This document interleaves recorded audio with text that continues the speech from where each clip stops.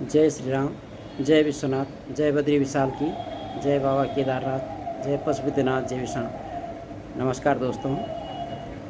धर्म का आचरण ही ईश्वर का दर्शन है।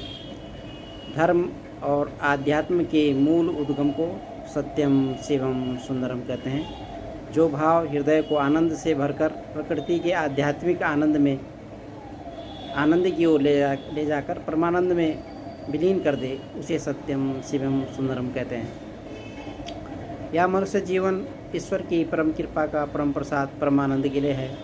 अनेक जन्मों का पुण्य जब इकट्ठा होता है तो यह मनुष्य जीवन होता है। जो भाव हृदय को आनंद से भरकर परमानंद, सदानंद, सत्यानंद, दिव्यानंद और प्रकृति की आध्यात्मिक आनंद की ओर ले जाए, सद्भाव की ओर ले जाए, उसे सत्यम शिवम सुंदरम कहते हैं। तो जीवन का अर्थ स्वयं जीवन है, और जीवन का अर्थ जिसे मालूम हो जाए उसे ईश्वर के दर्शन अपने आप हो जाते हैं। What is the meaning of life, मतलब इस जीवन का अर्थ क्या है।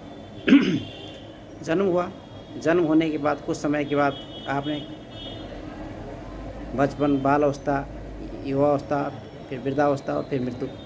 तो इन कर्मों से गुजरते हुए जो कर्म आप करते हैं वो कर्म ही भाग्य बनते हैं, अर्थात आपके कर्मों का फल ही आपका भाग्य है। कोई कहते हैं, लोग कहते हैं कि भगवान ने ये कर दिया, ऐसा दिया, वैसा दिया। भगवान ने कुछ भी, भगवान के पास बुरा कुछ है भी नहीं देने के लिए, उनके पास सब अच्छा ही अच्छा है। पर वो जो आप बोते हैं उस वही आप पाते हैं। जो जैसी दृष्टि वैसी सृष्टि, जो बोएंगे वो काटेंगे। तो जो आप पेड़ लगाएंगे वही फल मिलेगा।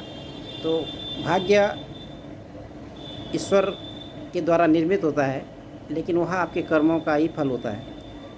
इन कर्मों के फल से स्वयं परमात्मा ने भी अपने को अलग नहीं रखा, और परमात्मा को भी शराब मिले तो उन्होंने उस शराब को भोगा।